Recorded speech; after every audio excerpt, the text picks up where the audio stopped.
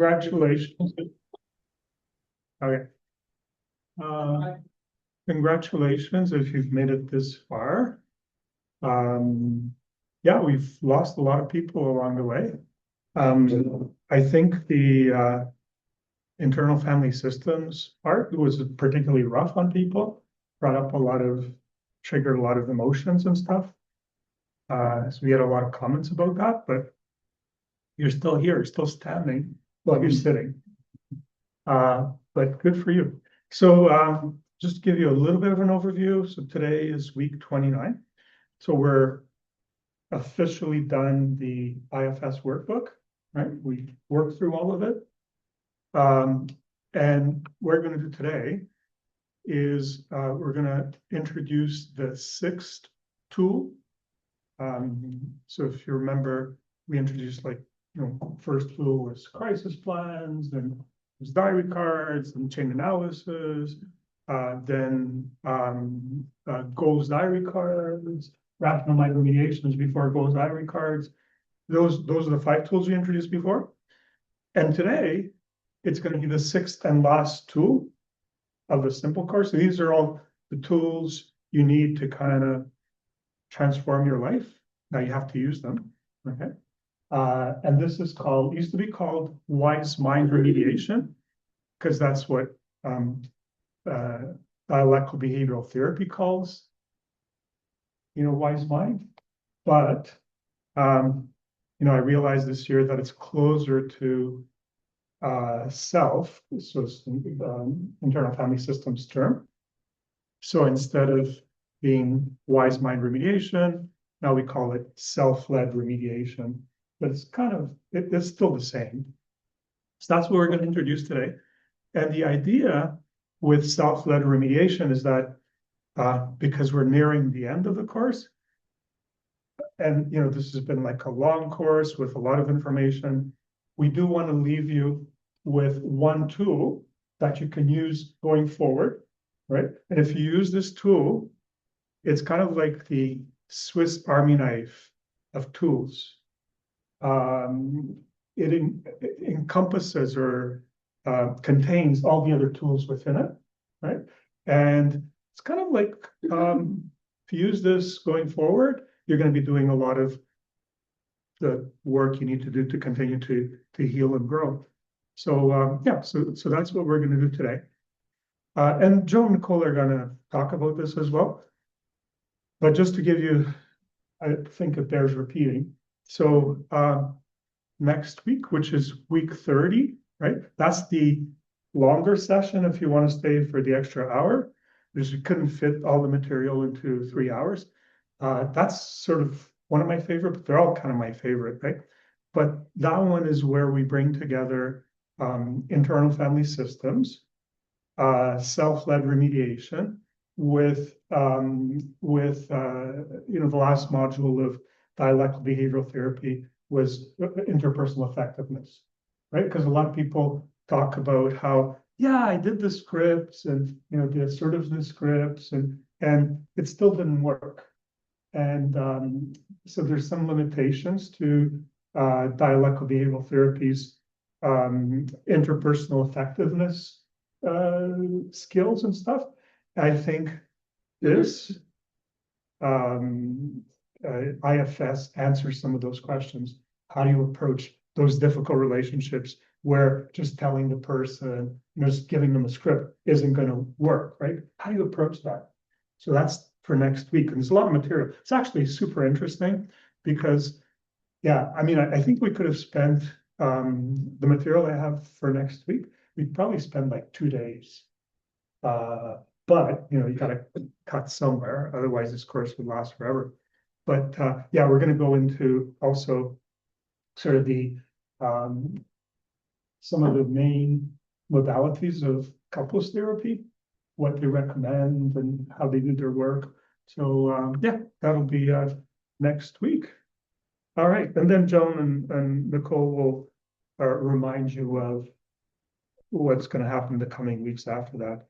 All right, so that's a little bit of an overview of today and next sessions. Let me just make sure this is, you guys want to come up? All right, so for some reason, this doesn't want to move forward. Oh, there we go. Okay. Yeah. Good morning, everybody. So as always, we'll begin with our meditation, but before we do that, let's check in with our dashboard. Spend a few moments checking in with yourself by asking, one, what is the current risk that I'll experience? Are you low, hopefully, maybe a little higher? Then check in to see if you're in the window of tolerance. And then check where your energy tank is right now. And then have you been tracking your targets using the Holst Diary cards? If you have, just sort of rate where your targets are right now. And finally, how focused are you in this moment? Okay, so this meditation is reflective of the self-led remediation that we're going to talk about today. So let's begin by settling in. You can close your eyes if that feels comfortable, or soften your gaze.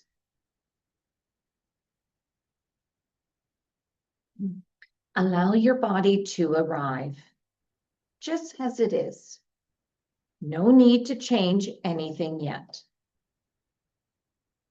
Now bring your attention to the breath, not controlling it, just noticing it. Notice the rise and the fall. And as you sit here, just acknowledge you've been on a journey. Weeks of learning, of noticing, of trying new ways of relating to your inner world. Let that land for a moment.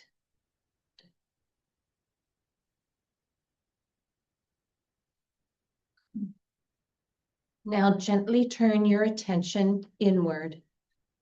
Notice what's here right now. Thoughts, sensations, emotions. And especially notice the parts.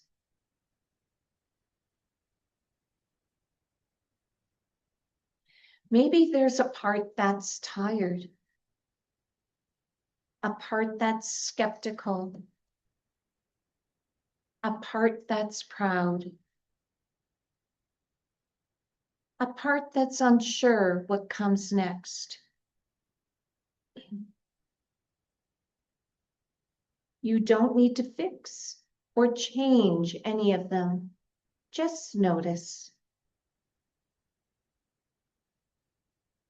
And if it feels right, you might gently say inside, I see you.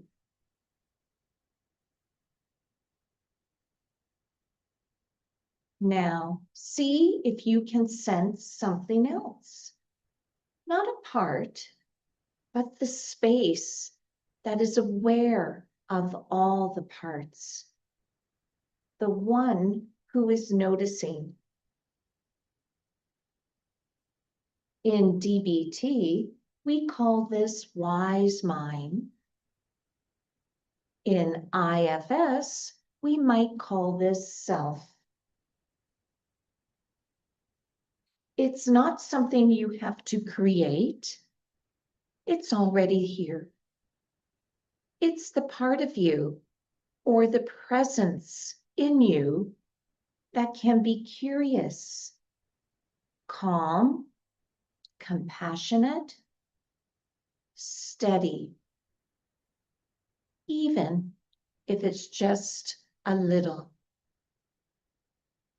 See if you can rest there, even for a few seconds.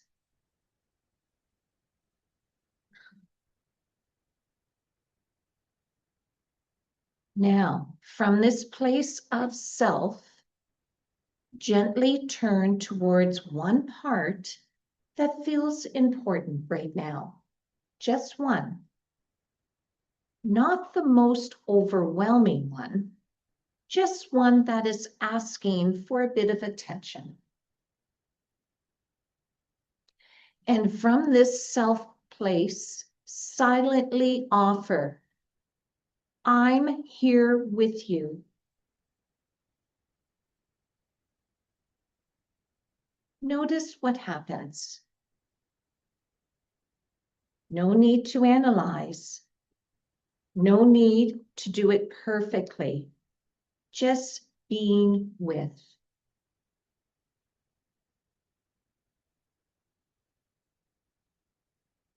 And now gently widen your awareness again.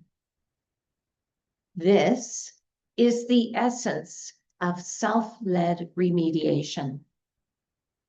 Not fixing everything, not getting rid of parts, but returning again and again to this place in you that can be with your experience.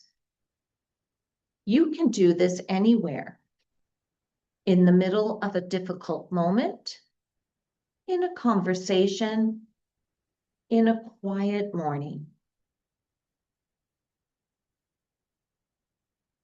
Take one more breath and just acknowledge this capacity is yours. It doesn't belong to the course or to any model. The course has simply helped you remember it. When you're ready, gently bring your attention back, opening your eyes, returning to the room.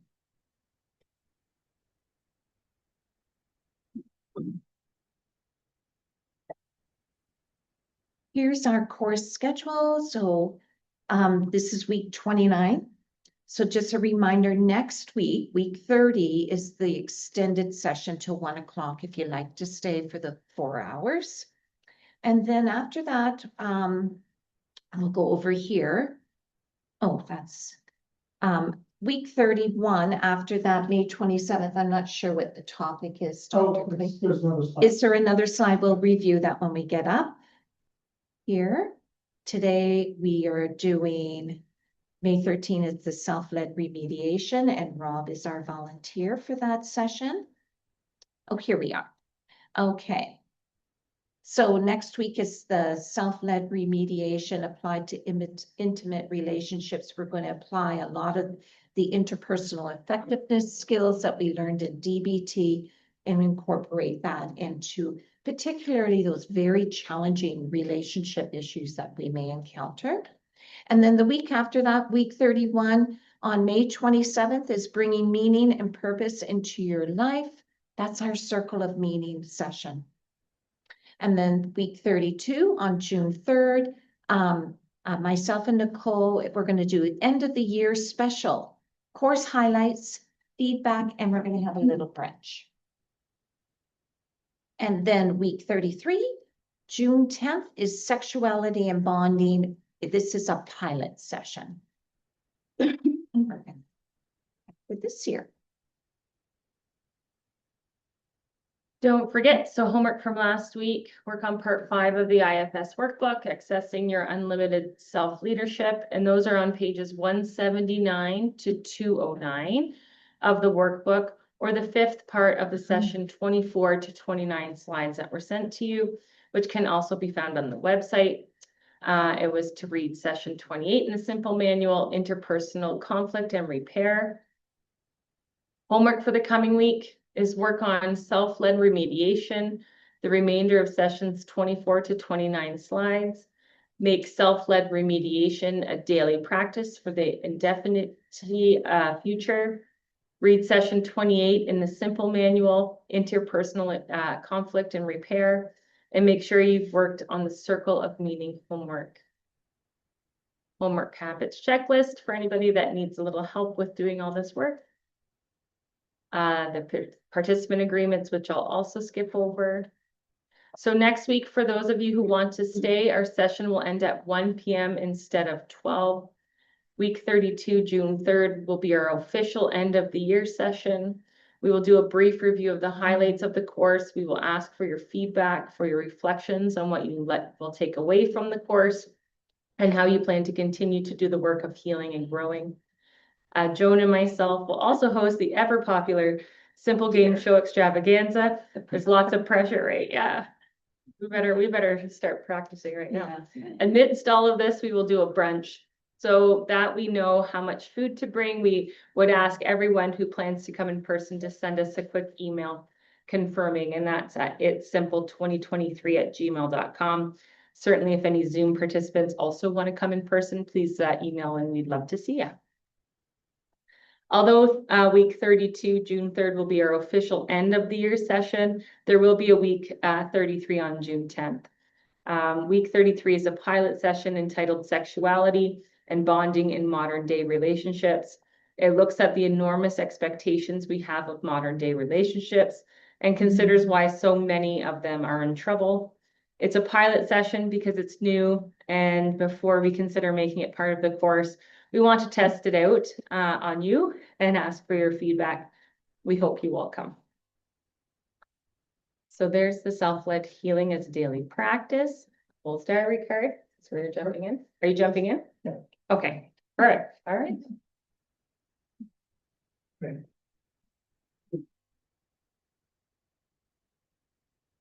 All righty. Oh, okay. So I think we've already kind of talked a little bit about this, but this work doesn't finish in June. Okay. Working on ourselves and healing and growing is lifelong. So, sometimes people come to me and they're like in their 60s or 70s and go, it's too late. It's never too late, right? It's like you do this for your next life, your next reincarnation. And then do that next reincarnation, you keep doing this work. We're going to have a course like this for the afterlife. So, if you've worked with us through the IFS workbook, you've started processing or healing your trauma, and that's some second stage of trauma therapy work, because that's what that's about. Healing from trauma is a lifelong, ongoing process, which does not end in June 2026 at the conclusion of the Simple course. So you may be asking yourself if there's a relatively simple way to continue your healing journey once the course finishes. So the self-remediation procedure, which we're going to talk about today, Simple 6 tool, aims to help you continue to use everything you've learned in this course. It incorporates all the tools, DBT skills, and IFS parts work. So in this session, what we're going to show you is some algorithms and templates and examples that illustrate how to do this ongoing work in a relatively simple way. So it's kind of a summary, right? So that's just a list of all the 6 tools, right? Crisis plans, goals diary cards, chain analysis, introducing rational mind remediation, goals diary cards, and today we're going to talk about self-led remediation. Okay. So that's what we'll cover today. And you may be asking, because the 4th tool of the course is rational mind remediation. Okay, we went through that.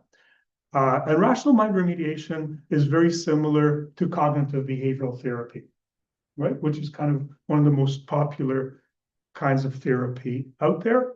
And we said it's very useful, right? But it has its limitations, right?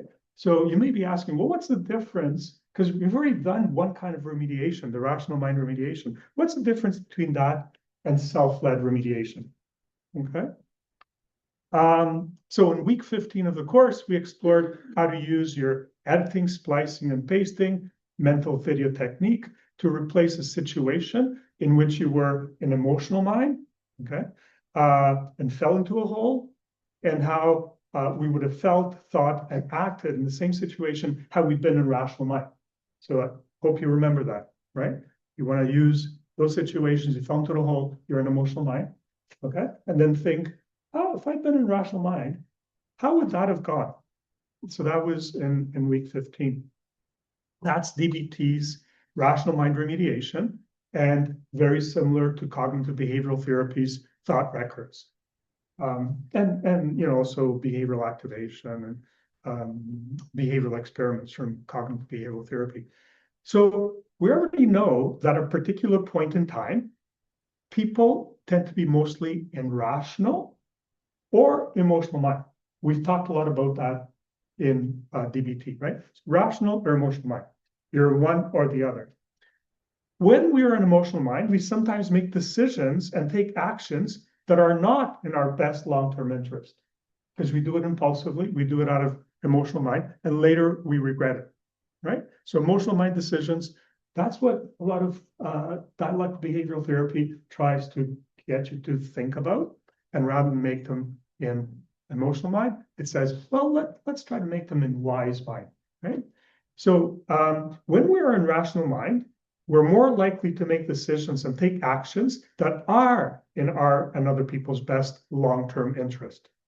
Okay? So cognitive behavioral therapy and dialectical behavioral therapy is a lot about getting you to do things from rational mind. Right? And it's about a little bit about both cognitive behavioral therapy and dialectical behavioral therapy bash emotional mind a little bit. Okay, they kind of like, let's suppress it. That's different from internal family systems. Rather than kind of, the book about cognitive behavioral therapy, that's by Tedeschi, that's really kind of the most popular, is called Mind Over Mood, right? So mind meaning rational mind over emotions, right? And what we've learned is that, that doesn't work so well. Because if you kind of try to kind of keep your parts down, they're going to come up again. Your exiles and your firefighters, they're going to at some point reemerge. You're just adding to that fight within yourself, right? All right. So that was a little bit about rational remediation. Now, self-led remediation, how is it different? So our rational manager is in rational mind. So what we said, IFS says that we do have a rational part, but it's a part of us. And internal family systems calls it the rational manager. It's a manager part, like all other parts. Kind of the modes in cognitive behavioral therapy, it elevates rational, says rational is like, great, it's really good. In IFS, it says, no, it's just a part. What it elevates is it elevates self, rather than, reason, which is not so for dialectical behavioral therapy and cognitive behavioral therapy. So the rational manager tries to manage other IFS parts, right? That's what it tries to do. It doesn't really understand or like the other parts. Your rational manager sometimes is disgusted by your other parts, right? It's like, how could I do that? So stupid, right? The rational manager tries to control and often fights with other IFS parts. This risks increasing the dysfunction and conflict in our internal family. Because if you're a rational manager, you're trying to kind of give it more power, but it's kind of fighting the other parts. You're just kind of like increasing the dysfunction in your family, right? Internal family. So self, IFS self with a capital S, right? In contrast to the rational manager, it, much like an ideal parent, sees and understands all our parts, including our rational manager. So that's why all parts are good. Even if they seem to kind of, at first glance, they seem to be, oh, how could that be good? How could like a suicidal part or an angry part, how could those parts be good, right? That's the genius of internal family systems, is that it helps you to understand how those are protectors. They're protecting, pained, exiled parts of you that are carrying a lot of pain. And these parts developed not in the present, but they developed a long time ago. And when you start to look at them from self, which is like, the 8 C's, you kind of go, oh, okay. You feel compassion and understanding and these parts kind of like that. And they're not going to trust self right away, but it's the beginning of healing of the internal family, right? So when parts are activated, self observes, acknowledges, and empathizes with them. And eventually, if self persists and parts learn to trust it, self, they allow it to guide the internal family system. That's why you live a self-led life as opposed to a parts-led life. Okay? Because a lot of our lives are led by parts. And maybe not just one. Sometimes it's like one that is dominant in our system, but sometimes it's like multiple, right? So in rational mind remediation, the rational manager fights to dominate the parts. In self-remediation, in contrast, self does not fight, reject, judge, or try to dominate the emotions, thoughts, and behaviors that other parts manifest. Because thoughts, emotions, and behaviors, they belong to parts, right? It doesn't try to get rid of it, right? It tries to understand them. Self understands and empathizes with all parts and the emotions, thoughts, and behaviors they carry. Self takes care of parts so that eventually they learn to trust self and allow it to lead the self system. With self leadership, our internal family eventually becomes securely attached.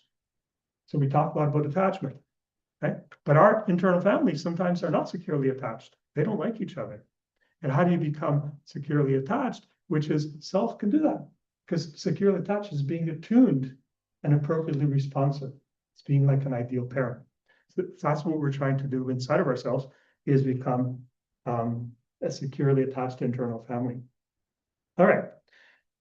So that's the difference between rational mind remediation and self-led remediation. So let me just quickly go over, we're going to repeat this and we're going to give you examples. But this is the 5-step self-led remediation algorithm. Okay, this is how you do self-led remediation. This is so note that self-led remediation tool is a more complex tool and may take more time to understand and be able to use than the previous tools. And one of the reasons is that it incorporates the other tools. The other tools are within it. Okay, so it's one tool, as I said, like a Swiss Army knife that has many tools within it, right? So it's going to, because we've already talked about the other tools, they're not going to sound new to you, right? But you're going to go, oh, yeah, this is like a Swiss Army knife here. So the 5 steps of the self-led remediation algorithm are, and if I was going to do this today, I might kind of switch the order. I think this order is okay, step 1, 2, 3, but you can kind of not etched in stone. You could switch the order around a little bit. So I would have put like strengthen or foster your access to self. I would have put that earlier, maybe, right? Doesn't matter. Still, this is still good. So the 5 steps are: become acquainted with your internal family part selves, right? We've looked over the last few sessions, we've looked a lot at how to do that. And hopefully you are becoming acquainted with your part selves already. You've identified some part selves and becoming acquainted with it. So that's important, right?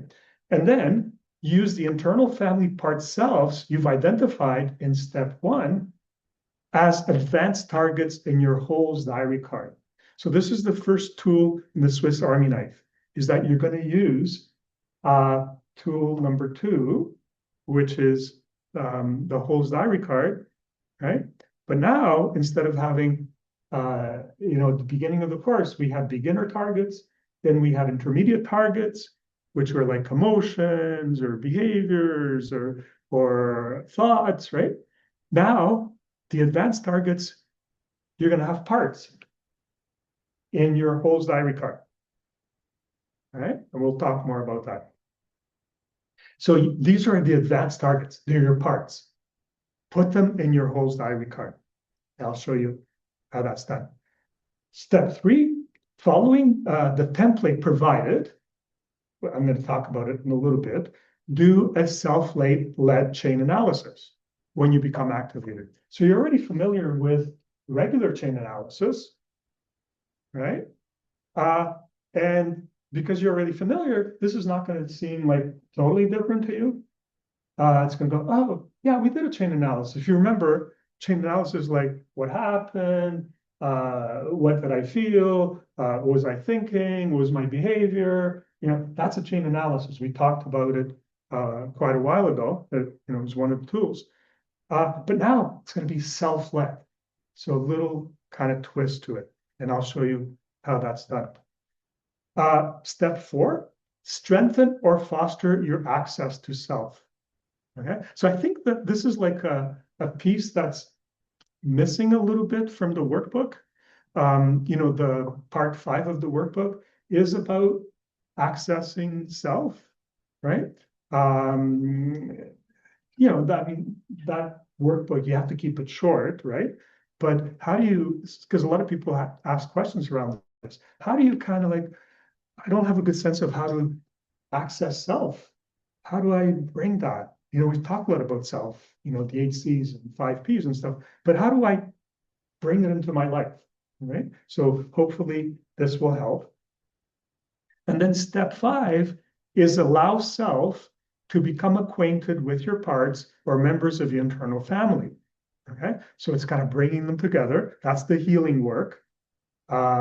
Step 1 is the mapping work, becoming acquainted, right? Different from the healing work, which is we talked quite a bit about this, interacting, having self interact with your parts, because that's where the healing happens, right? So allow self to become acquainted with your parts or members of your internal family. Self will see, understand, and soothe, or be the ideal parent to your internal family parts. Self-led remediation, like IFS, is a stage 2 trauma therapy tool that helps process associated traumatic memories. To use self-led remediation, it's essential that you be familiar with and able to use stage 1 tools, skills, tools, and strategies. So that's all DBT stuff about regulating yourself so that you can stay within the reach of and return to the window of tolerable emotions when you become activated. Okay, because you got to do that, because this stuff, now that you're doing trauma work, it's going to be more activating. Okay, IFS, like of all trauma kind of therapies, IFS is like actually a pretty kind of soft approach to trauma, right? But it still can be quite dysregulating. So you have to know how to regulate yourself. You go back and forth and use DBT and use IFS side by side. Okay, so those are the 5 steps. And I'm going to go through each of the steps. And so what I'm going to do in this first half is, we talked about sharing personal material. So in this first half, I'm going to share some personal material with you to give you examples of how to do this. Okay? So all that I said about sharing personal material, if you're a therapist, from last week, it applies. Okay, so become acquainted with your internal family part selves. And I hope most people already have a little bit of an idea. You might have already a few parts, right? We've said there are parts that are extremely common. There's some parts that are kind of like, they're rarer, right? And not everybody has them, right? Like some suicidal parts, not everybody really kind of has a suicidal part, but a lot of people do. Okay? Parts like the wild child, right? Not everybody has that. Some people do, right? But then there's parts like the internal critic, external critic, okay? The compulsive caregiver, right? Angry parts. Those parts are very common. Almost most people have some of those in their internal family, right? So, okay, become acquainted with your internal family part selves. So as we work through the IFS workbook, we learned ways to find and explore our IFS part selves. That was the workbook, right? That we spent the last 5 weeks going over. So this is the algorithm. So name all the internal family system part selves you have identified in yourself. So hurt child, that's like an exile. You might have identified exiles within yourselves. Okay. Angry older child, child in despair, inner or outer critic, people pleaser, fierce defender, perfectionist, procrastinator, indulger, depressive parts, etc. Those are all kind of parts you might have identified in yourself. All right. Don't forget the rational manager part. Now, the thing with this is also that when you start to identify parts, what we've said is that they're kind of not in good focus, right? They may be kind of a little, I think there's this part, but I'm not sure. And as you explore them more, they come into better focus. And the more they come into focus, like after a while, you kind of go, oh, yeah, this feels like super real. I think I really have this part. At first, it's like, I think, not sure. More you become familiar with this approach and this model, the more you kind of go, yeah, that's definitely a thing, right?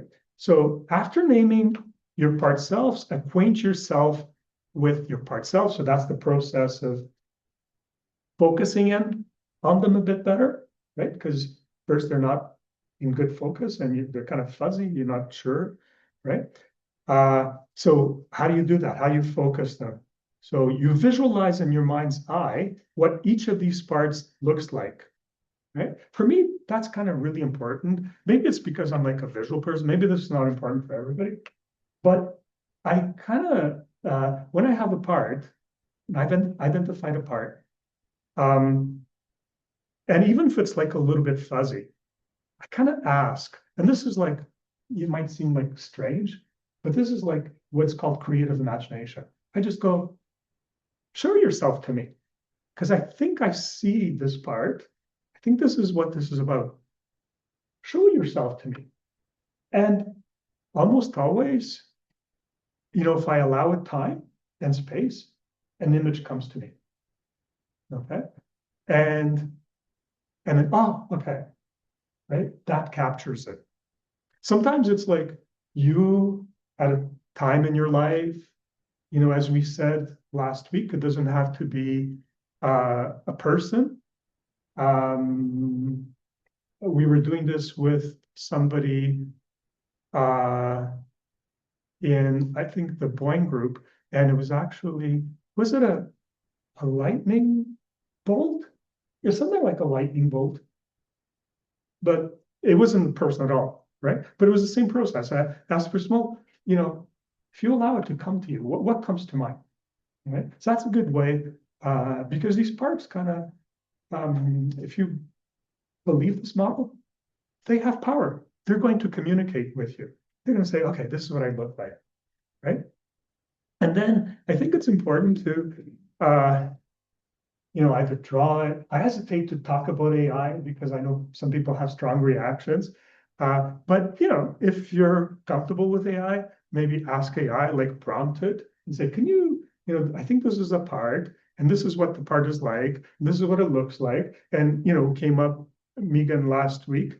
That was kind of, I used some of dialogue we had to, come up with that part. It may not fit, but I think coming up with an image is, for me, is important. Maybe for you guys is important, because then you can start to attach personality to it, to that image, right? Because it's hard to have a personality if you don't have like an image, a visual.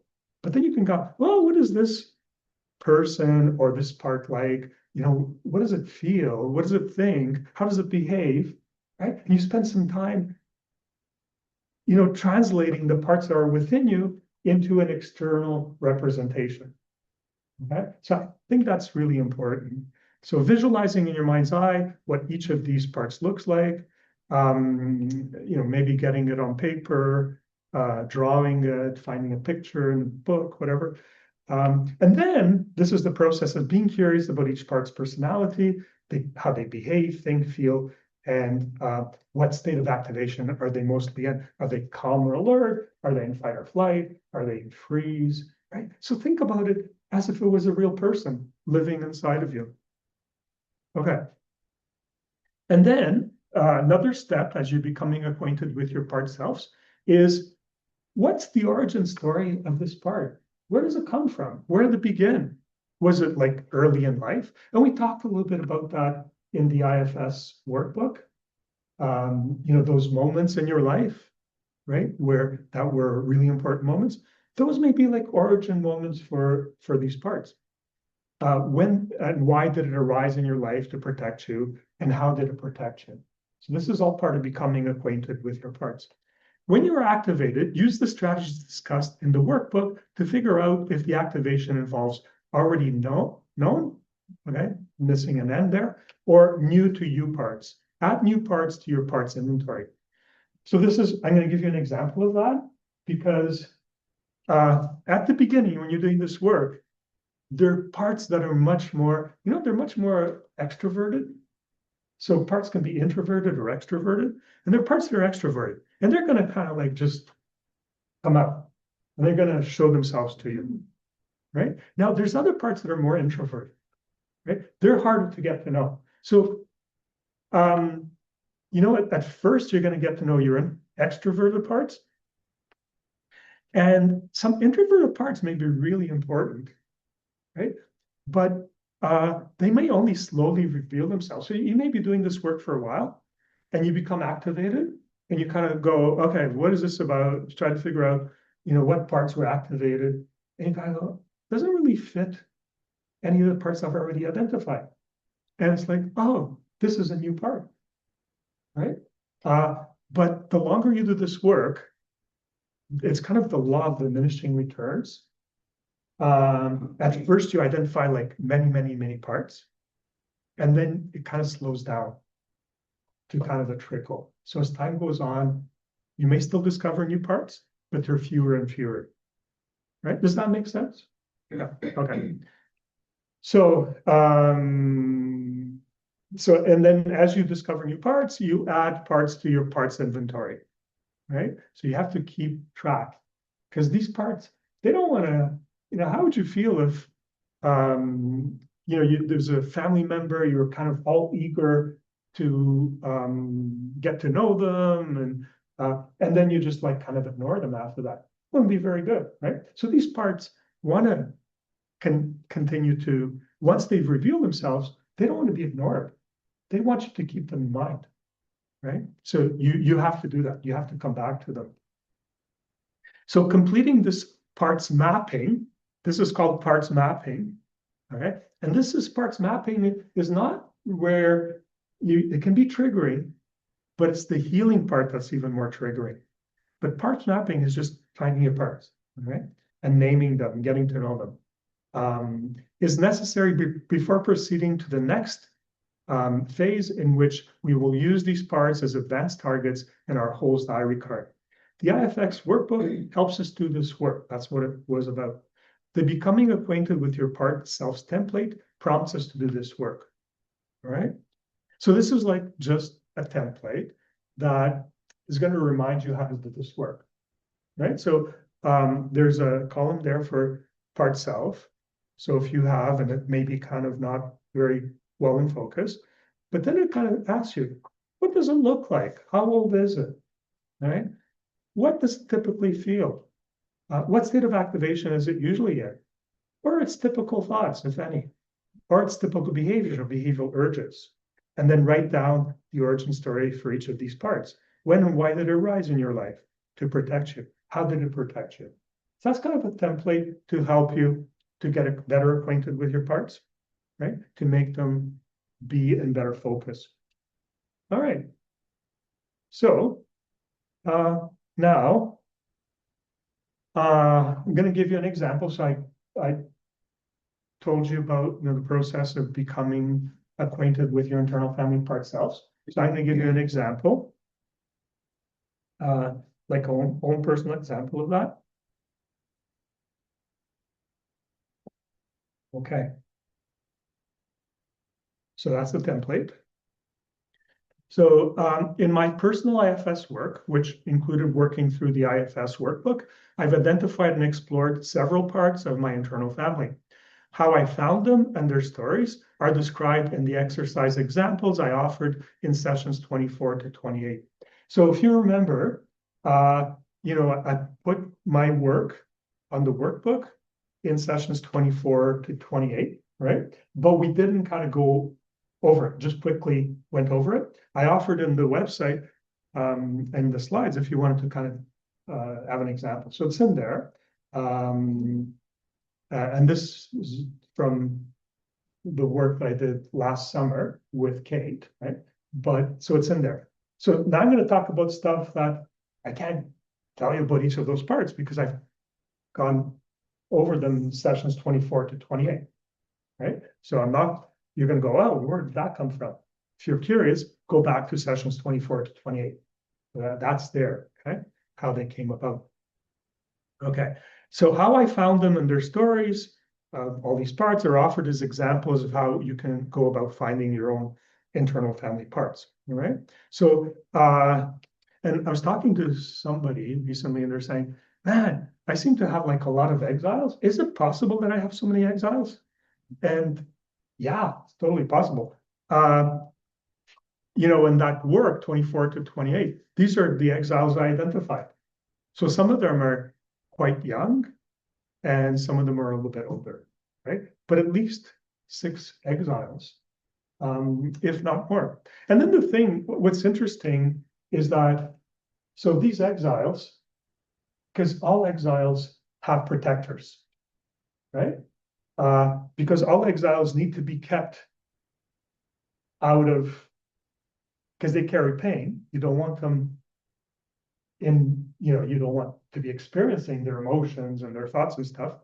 So how you do that is by having protectors, right? Now, the thing is that, so you also have like a bunch of protectors, but sometimes like one protector is actually protecting more than one exile. It's not like an exile has just its own protectors. Like protectors, like firefighters and stuff, can protect the self against more than one exile. Okay. So these are some of my protectors. Okay. So, and yeah, you come up with your own names for it. Right. So one is like the, they'll tell you the names of my exiles. So there's a shame boy, lost teenager, cemetery boy, marble boy, cafeteria boy. You all have a story. Sonny, son of a country hick. My protectors, lone warrior, which you can imagine is probably like more of a firefighter, right? Road runner, more of a manager, right? Overachiever, manager, intellectualizer, kind of like, you know, you can intellectualize so much that it becomes a firefighter. You know, use a lot of association, right? But if it's milder, it can be like a manager. Standoffish withdrawer, more of a manager. Fixer therapist, manager. And they're the one that I call the dear shitty outer critic.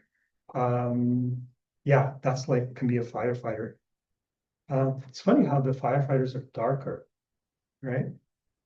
So getting to know new IFS parts. So in our IFS work, we learned how, by monitoring our activation using a Hole's diary card, we can use activating situations as trailheads to discover our parts, right? So this is not new to you guys, right? Because what we did with the purpose of our Hole's diary card is to monitor activation and then to examine it. This is the same thing, right?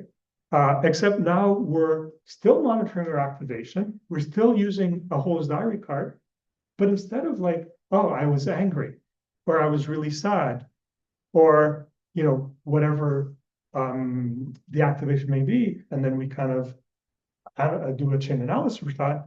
Now we're kind of looking at what parts came up, right? And maybe more than one part. So we're using it as trailheads to discover our parts. Each time we become significantly activated, it presents us with a trailhead. If we explore these trailheads, we may find that it leads to a part that we're already familiar with. Like, oh, yeah, I've kind of gone down. You know, at first you don't know, but then you kind of go, oh, yeah, that's like, I'm familiar with it. And the more you explore, you kind of, sometimes you know pretty quickly, even in the moment you go, oh, yeah, that's that part, because you're so familiar with them. But at first it's kind of, I'm not sure. Let me kind of, and then, oh, yeah, that's what it is. Sometimes, however, a situation in which we become activated presents a trailhead that leads to a part we were previously unaware of. So sometimes you follow that trailhead, it's like, oh, this doesn't fit with any of my previous parts, right? over time, we tend to discover more and more members of our internal family, and it's imperative we keep track of all our parts, right? So don't forget, keep doing your Hole's diary cards with the advanced targets. So the following is an example of an IFS part that I became acquainted with relatively recently after noticing I had become activated, right? So I'm going to give you an example because, you know, I've already, at this point that I'm doing this, I've already identified like a lot of parts, right? Now, this is a part that, oh my God, you'll see it's really important in my life, but I don't think I had the wherewithal to explore it until relatively recently. Okay, so I've been doing like IFS work maybe for about 10 years, right? This part, I would say, kind of working on it maybe a couple of years. And you're kind of like, what? Like it, you know, when I give you the example, you're gonna go, wow, that's like so obvious, right? But this is how it works. All right. So this is where I get a little kind of self-disclosing. So as you continue this work, you'll discover new parts of yourself. This part reveals himself to me later than some of the parts I've previously described. There are parts of our internal family we're all unaware of. Okay. Before describing what triggered me to become activated, I will give you some context. So I need to give you like a little bit of story. This is not how I did the work, but it'll help to make sense for you. So as far back as I can remember, my mother had many ongoing, what I now realize were psychosomatic, but pretty incapacitating physical symptoms. So, you know, as far as I can remember, age 3 or 4, right? As her health was constantly the center of attention, right? She was much of the time physically and emotionally unavailable to others. My father was overwhelmed by these issues and he wasn't around. Okay, so he didn't spend a lot of time living with us. So this is a dynamic that often leads to an avoidant attachment style, which, you know, I've already kind of spoken to you guys. I think I have like more, I'm working towards a acquired secure, right? So you can change your attachment styles, but for a long time, I was very dominantly avoidant, okay? With all that goes with it. And the thing about this is that, so, you know, these are maps, right? But when I kind of share these maps with you guys, it's because they have real power. And I think if, I think there's been, because I understand this stuff and I'm working with it, there's been a lot of healing and growth, right? Emotional healing and growth. So I think I'm kind of different person than I was 20 years ago. Okay. I always functioned okay, right? But you can function okay and be carrying a lot of stuff, right? So yeah, so this is like, this is where, you know, when I talk about this stuff, this is not, it has real power, right? And it's kind of road tested by a lot of people, and I've kind of really road tested it. So it's like, I'm convinced of this stuff. And its power, because it's worked for me. Okay, so when I was a young child, I was constantly petrified I would lose my mother and imagine that if that happened, my world would end. Okay, that's kids, right? Don't think like adults, right? As an adult, you know that if somebody you depend on or you're close to, they die, you know that I'm going to still live. That's not how kids think, right? Because see, like kids thinking evolved over millions of years.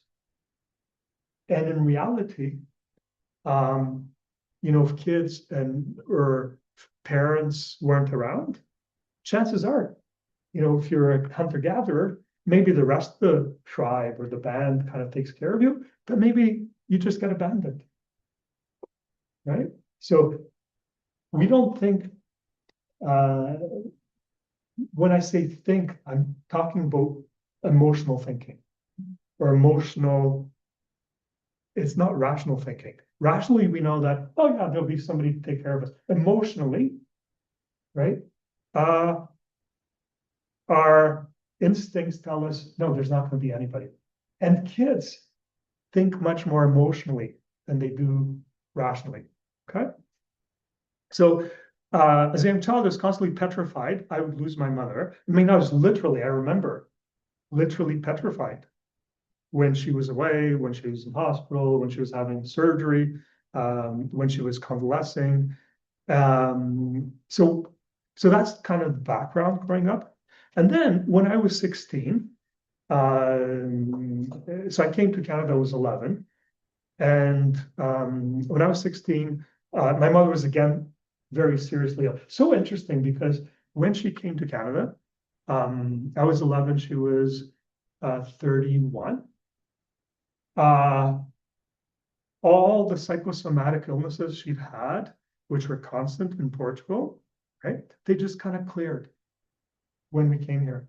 I don't know why, but I haven't figured that out yet. But they kind of cleared. But when I was 16, she was again seriously ill. Now, in retrospect, this wasn't psychosomatic. The previous illnesses had been psychosomatic. And in 1976, she spent the summer in hospital in Montreal, and she was in critical condition. I mean, we thought she may not survive. That's what the doctors were telling us. That year, 1976, I was 16. So there were a lot of good things happening in my life. All right. I fell in love for the first time. Like, I don't know if you guys like teenage love. It's like when your hormones start to kind of circulate. And it was like, oh my God, this is crazy. It's like, so this girl, Brad, it was so interesting. I'll tell you the story just as and keep you awake here. But so I was 16. She was in my geography class, and she was in several other of my classes, and I wasn't interested in girls at all. Like, I was like, just wasn't on my radar. As you know, like before a certain age, that's what happens, right? And then you'll kind of awaken to this. And this girl, Fran, I would, in geography class, we had to color maps and stuff. And it was kind of, you had to go into another room. And I'd go and sharpen my pencils to color my maps. And she would kind of follow me. I was going, oh my God, she's so annoying. It's like, why is she doing this? And I started like avoiding sharpening my pencils because I didn't want her to follow me. I was really annoyed, but she was like really persistent. And at one point she started doing maps for me. I'm going, what the fuck? I was totally like clued out. And this was like the last day of classes because I was kind of like pretty anxious when I was 16, pretty kind of shy and anxious. And I was kind of really intimidated and anxious about, her doing this to me. It was like almost harassment. And the last day of class, she came to me and says, do you want to go out with me? I was going, oh, fuck, I can't say no, because I wasn't able to say no for a long time. Now I can say no, right? But that was part of my thing, not being able to say no. So I said, oh, okay. So we set a date, right? And but I was like, oh my God, I was so scared and anxious of how this would go, right? What am I going to do? I don't know how to do this. It was the first girl I'd ever kind of been out on a date with. So we went to this place. It's called La Ronde, which is an amusement park in Montreal, like an Ile Sainte-Hélène. And I don't know what happened, but that evening, something melted in me. And by the end of the evening, I was like totally enraptured with her. Right? It was instantaneous. It happened so quickly. Right? I was like totally in love with her. And then there's kind of like a sad end to this. I'll tell you the rest of the story. I'm going off script here. I'm really going off script. But what happened was that, so I think like when I became interested, she became disinterested. Okay. And so, I was like totally puppy love, sort of, and I just wanted to do anything for her. And, maybe for a couple of weeks she was interested. And then her family used to go vacation somewhere like the Laurentians or something, northern Quebec. Uh, and when she came back, she said, "Oh, I made another boyfriend up there." I was totally crushed. Okay. And so my friends were very helpful. And so we then reconciled and we went out again for a little bit. But the next summer, so we went the school year, we were together and we went to dances and stuff. But the next summer, she went to Spain because her father was Spanish and she went to Spain. And then she met another guy over the summer in Spain. So that was the end of us. So this is like totally off script here, just improvising. But it was so interesting because for a long time, years after that, I thought I'll never meet anybody like her because I was so much in love with her. And I would kind of like date other girls, but I never felt the same I felt with her, right? That first love. And I thought, this just doesn't work, right? So I was totally obsessed by her. Yeah. And I ran into her. So this was when I was 16. I ran into her when I was in medical school. And if you know my story, I was kind of the least likely kid to end up in medical school because I was not a very good student. Okay. I wasn't very serious.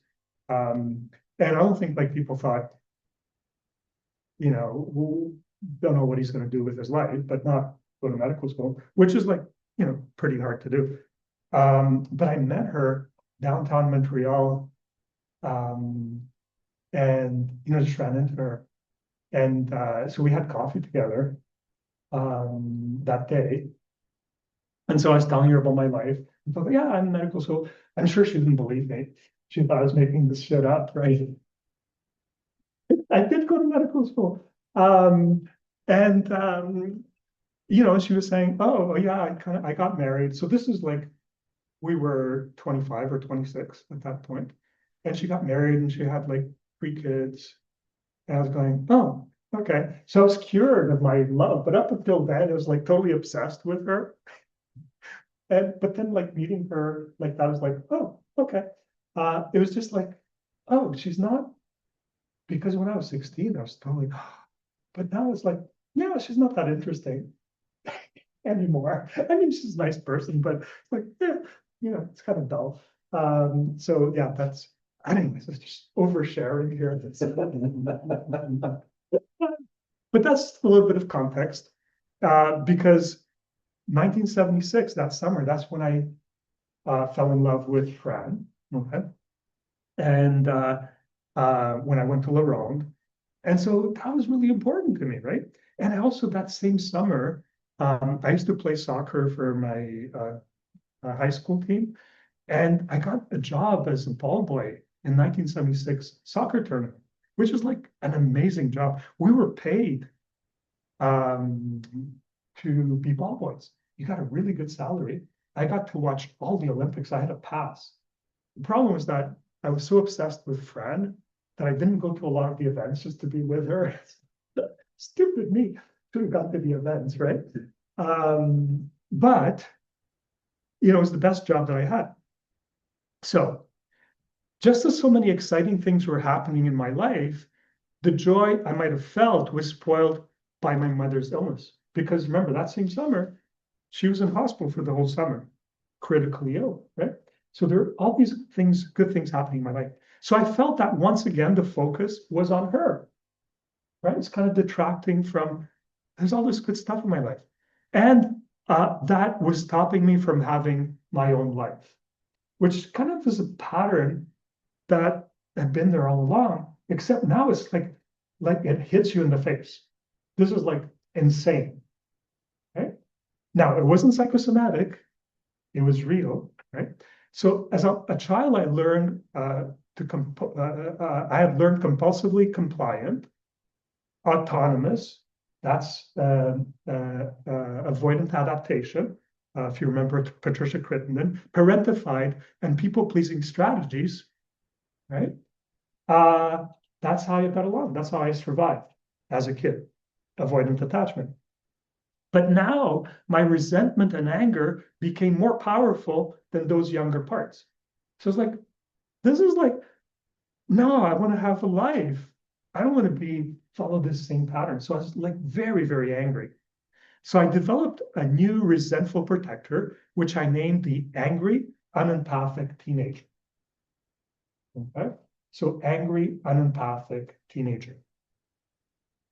My teenage rational manager knew that my mother was truly ill, but my angry teenager needed to protect a young, neglected, hurt exile, right? The angry teenager wanted to leave all the drama behind and experience the good things that were happening in my life, okay? The angry, unempathic teenager became the dominant new protector for the marble and walking exile boys. So I can't give you the background story of those, but those were my exiles that arose from, the childhood that I had. Taking over from the compulsively compliant, autonomous, parentified, and people-pleasing parts who receded into background. So I became much more angry. Before, I was like just people-pleasing, parentified, compulsively, it's interesting, just recently my mother said, "You never gave me any trouble." Well, that's what compulsively compliant kids do, right? They never give you any trouble, right? All right, so getting to know new IFS parts. So I pictured the angry, unempathic teenager as a 16-year-old me reluctantly visiting his mother in hospital. He just wants to leave and has given up caring. So there's an element of dissociation in that, okay? An element of, there's anger and dissociation for sure. So that's how I picture it. So getting to know new IFS parts. This context will make it easier to understand the dysregulated emotions that I explored. Okay, so I gave you a little bit of context. So as I've mentioned previously many times, right, my wife is a kind, lovely person. So if you ever meet her, just tell her that I've said good things about her in the course. Okay? Like any couple, we have struggles, right? For a long time, I experienced this struggle without having any perspective on it. So this has been happening for a long time because I've been married for almost 40 years. But, it's like I had no awareness of it. As I learned to do self-led work, it dawned on me that whenever my wife was sick, even with a cold, I was triggered, shut down, and became unempathic and distant, right? Now, it's very tempting if your rational manager is very active or activated there. It's like, how could he do that? Okay, rational managers want to judge, right? But I encourage you to be in self, to want to understand rather than judge, rather than just call me an asshole. Okay, so although I could to some degree mask and behave reasonably appropriately at these times, so I was never like complete asshole. I was just like a semi-asshole, it wasn't like, I'm good at masking, so I shut down inside. I still say the right things, but they don't carry the same conviction as if you're not shut down inside, right? So, where am I? As I did not have enough self-energy to see what was really happening, several of my parts were in a conflicted internal dialogue. My internal critic harshly criticized me for feeling this way. It's like, what's wrong with you? My internal critic, right? Which, this is one thing we teach in this course. Be careful about making comments here from your internal critic, right? Because this stuff can trigger other people's external critic. Stuff like this can trigger you to be in your external critic. That's okay. All parts are good. So my internal critic harshly criticized me for feeling this way. My avoidant and stoic managers wanted to run away, and my exiles felt shame. Right? Doing self-work, I learned that the angry and empathic teenager is triggered whenever my wife is sick. When that happens, it manifests powerfully. Myself is still working with him, and he does not yet fully trust self because he has so much energy. Right? Now it's getting better the more you know this. Kind of like, so I'm becoming slowly more self-led when this happens, right? So bringing an IFS perspective to my feelings when my wife is sick has been healing and is helping me to grow. I've become curious and less judgmental about, what's going on inside of me. I treat this as a trailhead and led me, not Ned, to understand it from the perspective I've just shared with you. I now have a better understanding of what happens to me when my wife is sick. This gives me the opportunity to imagine myself at such a time and invite the parts that are activated to be with self. All right. So this is still a work in progress, but this understanding makes the experience gentler and less painful for myself and for my wife. Okay. Because remember, I said in a couple, there's always there's not, but often there's a person who's more avoidant. And if a person's avoidant, it's going to trigger the other person to be more anxious. So when I became more avoidant when she was sick, she felt neglected. And she kind of go, what's wrong with you? Right? And it's like, that kind of further triggers my avoidant part. All right. So step 2, use the internal family part selves you've identified as advanced targets in your Hole's diary card. All right. So this is a pretty easy step. Right? Won't take us long to do this. So in the simple course, we've identified those regulated emotions, thoughts, behaviors, and sensations, and used them as intermediate targets in our Hole's diary card. Okay. These targets can be used as trailheads. Our intermediate targets can be used as trailheads to help us identify parts, which are advanced Hole's diary card targets. Your intermediate Hole's diary card targets likely belong to parts that you are already familiar with from your IFS work. Other intermediate targets may be trailheads and help you discover parts you haven't previously considered. A part may have more than one emotion, thought, behavior, and sensation. Okay, so now let me give you, this is really quick here. So this is just a recap, some of my exiles, some of my protectors, right? And this is how I write them all in my Hole's diary card, right? So that's my Hole's diary card. And then I pictured the angry, unempathic teenager, a 16-year-old me reluctantly visiting his mother in hospital. He just wants to leave and has given up caring. Okay, so this is a new part. I just add that at the bottom there. New part is the angry and empathic teenager. So when you discover new parts, just add them on to your Hole's diary card. All right? That was relatively straightforward. So following the template, provided do a self-led chain analysis when you become activated. How do you do that? So you guys already know how to do a regular chain analysis. That's the algorithm for a regular chain analysis. If you remember that, third tool, stay in the window of tolerance by pendulating. What was the topography of reactivation? Meaning time frame, right? Was there a trigger? What did you feel? Notice sensations in your body without judging or trying to change them. What thoughts were associated with each feeling? What behaviors or urges were associated with each feeling? What was your energy balance before the activation? That's a regular chain analysis. This is a self-led chain analysis. Okay, so a lot of similarities, right? So the first column is the same, event linked with the activation. What was the event? The second column is estimate the percentage of your response that was well-regulated versus dysregulated. So there's some responses that are reactions that are very well-regulated. You're not going to do all this work for that, right? You want to do them for dysregulated, reactions.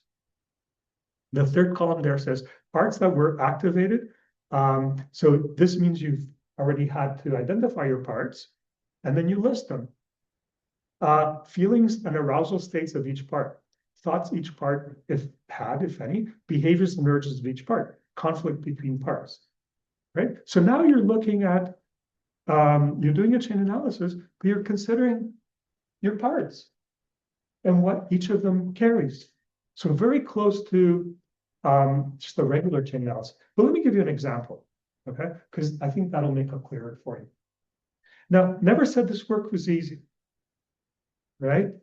But if you do it, very, very helpful.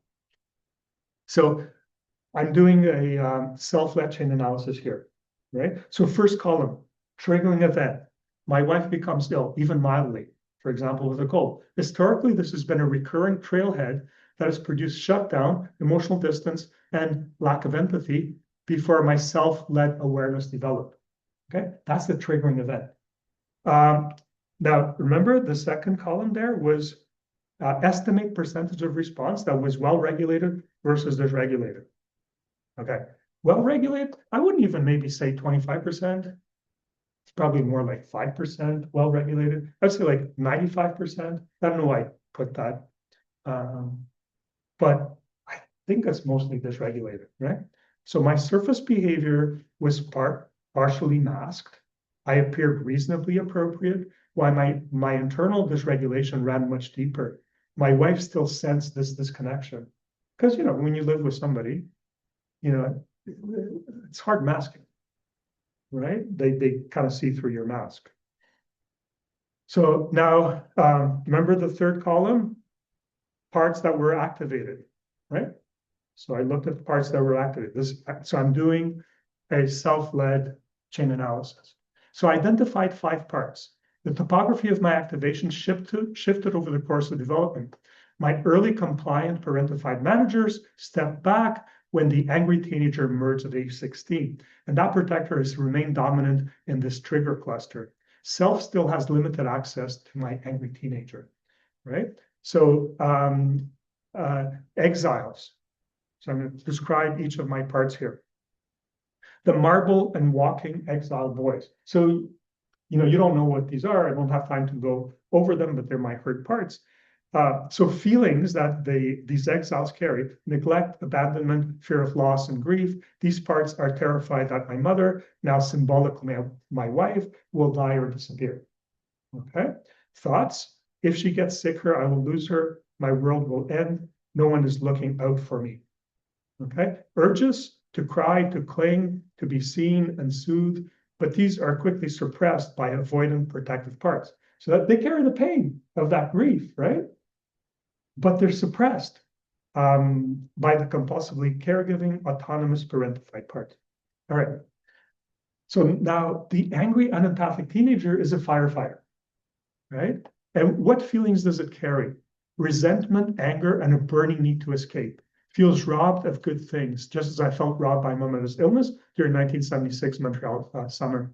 Thoughts: here we go again. The focus shifts to her, and I'm left behind. I don't care anymore. I just want out of this, right? And the urges: shut down, emotionally withdraw. I become cold and distant, leave the situation behind, protect the exile boys from further pain by not caring.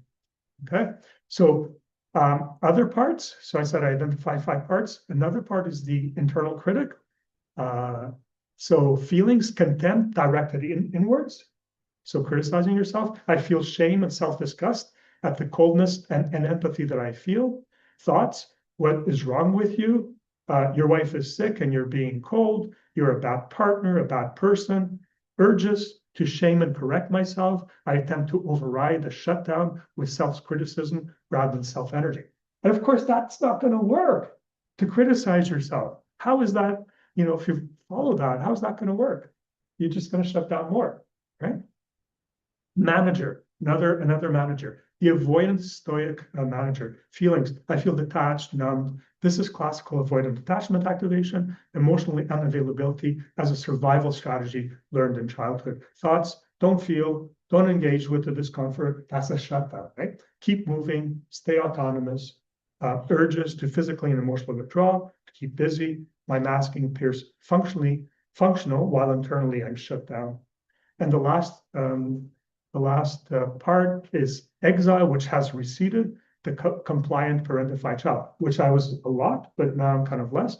So feelings, residual shame and helplessness, this part receded from dominance when the angry teenager emerged at 16, but is still present underneath. I should be taking care of her. I'm responsible, but I can't. I'm failing. Urges to fawn, overfunction, people please, but these are now suppressed by the angry teenager who refuses to comply. Okay, and I just want to highlight the conflicts between parts, right? So the angry teenager is in conflict with the internal critic. The teenager wants to shut down and stop caring. The critic attacks him for doing exactly that. This internal war consumes energy and prevents any self from coming online. Another conflict between avoidant manager and the exiled boys.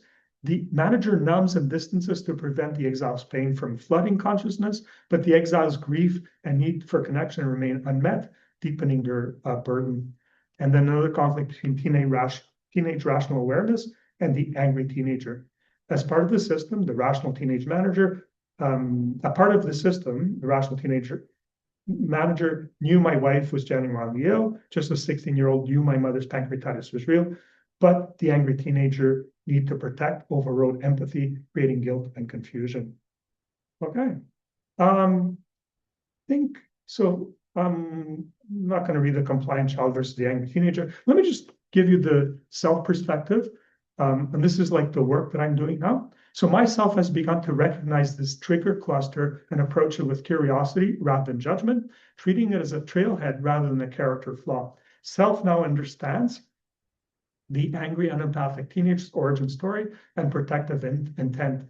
The angry teenager does not yet fully trust self, but the relationship is forming. When self is present, the experience of my wife being ill becomes gentler, not absent, but less consuming. The goal is for self to witness, soothe, and act as an ideal parent to the exiled boys, while asking the teenager protector if he's willing to unburden and step back. Okay, so that's the parts. Okay, I'm aware that we should break soon, but let me just kind of go over the last two steps. So step 4 is strengthening access to self through visualization algorithm. So potentially everyone has access to self, but in some people, its quiet presence is drowned out by the loud voices of the part selves. To better hear or have access to self, first of all, 1, think of someone or something that captures for you the spirit of understanding, empathy, equanimity, and generosity. I think of that someone or something as the wise mind catcher, after the native North American dream catcher. That someone or something can be a fictional or historical character, a natural phenomenon, or an animal. It can be a spirit, such as a guardian angel, someone you know personally or have never met, someone imaginary or real. Picture that someone or something as vividly as possible in your mind. To help you visualize, you can draw, paint, or find a drawing or picture of that something or someone. Keep that picture or drawing somewhere you can readily access it. Then regularly practice visualizing image you have chosen to associate with self and pair that image with positive feelings and intentions. You can do this as a meditation practice, schedule some time every week to do this. You can think of this as installing a self app or resource in yourself. Okay. This is how I do it. Okay. I mentioned this last week. I already kind of showed you this last week. So this kind of also came to me. You know, I was talking about, you ask, okay, what's self? How do you show up? And you just set the intention and it comes, and it came to me. So these 5 real people who have been in my life are my image for self. Each embodied some feature of the 8 C's. Together, they capture all the 8 C's. I think of them as my guardian angel advisors. I do mindfulness practice in which I picture them, and that way they become much more present in my life. This has been a Topol-like process. And if you're interested in question period, we can talk more about that. So I start and end each day by hugging each one of them and thanking them for having been in my life and continuing to guide me. I'll tell them I tell them that I'm enormously grateful for their presence and that I love them. Joan and Nicole will read a typical mindfulness exercise I might do that involves, we don't have time to do that, so we'll just fast forward. But that's kind of like, I do picture them in the morning and the night. That takes like 5 minutes. right? But I hug them, I see them, and they're becoming much more vivid, right? So that's, you can, do your own mindfulness practice, right? To deepen your relationship with self. For the sake of time, I won't do that. And the last part is allow self to become acquainted with the members of your internal family. Self will see, understand, and soothe, or be an ideal parent to your internal family parts. And I have a little bit of a dialogue here, and I'll finish with that. Okay. So I'm going to play the parts of myself and then myself. No, I'm going to play the parts of Louis and then self. Okay. So I'll tell you like which parts are Louis and parts are self. So Louis re-enters the scene. My wife has just mentioned that she isn't feeling well. The familiar wave of shutdown begins. Okay. So this is like self. I'm going to stay present here. I can see what's starting to happen inside me. My wife just said she feels unwell, and something is already shifting. I'm not going to look away from it this time. I want to understand what's happening in here. Okay, so that's like setting curiosity, right? That's self, right? Rather than ignore it, you're setting curiosity. And then that's recalling the video. B, self sees, understands, and feels empathy, one part at a time. So self checks for the 8 Ps, presence, patience, perspective, persistence, playfulness, curiosity, clarity, compassion, and then turns its gaze inward, manages first. Okay, so this is myself speaking first to the internal critic, right? The internal critic is the part that's, how could you feel that way? It's like you're a horrible person stuff. I can hear you already. You're loud right now.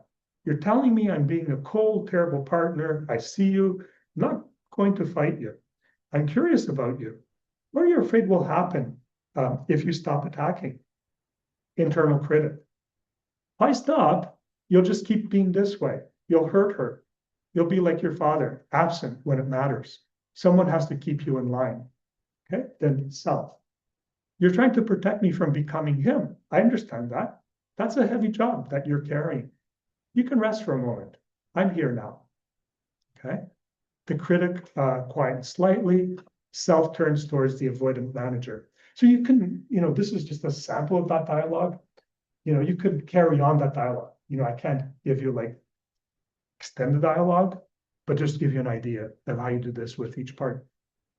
So now the self is speaking to the avoidant stoic manager. And I feel you pulling me away, wanting to go somewhere else, do something, not be in this room. I see you too. You've been keeping things manageable for a long time. Avoidant manager, staying is dangerous. If I stay and feel it, something bad happens. It's always been safer to go quiet, to not need anything from anyone.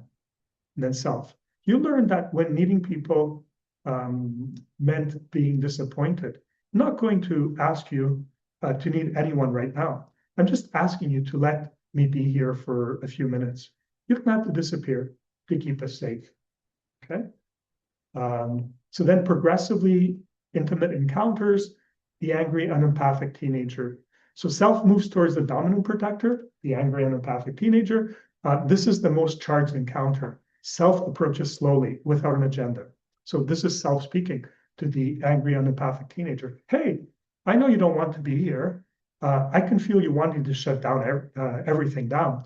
I'm not here to lecture you or tell you you're wrong. I just want to understand what's happening for you right now.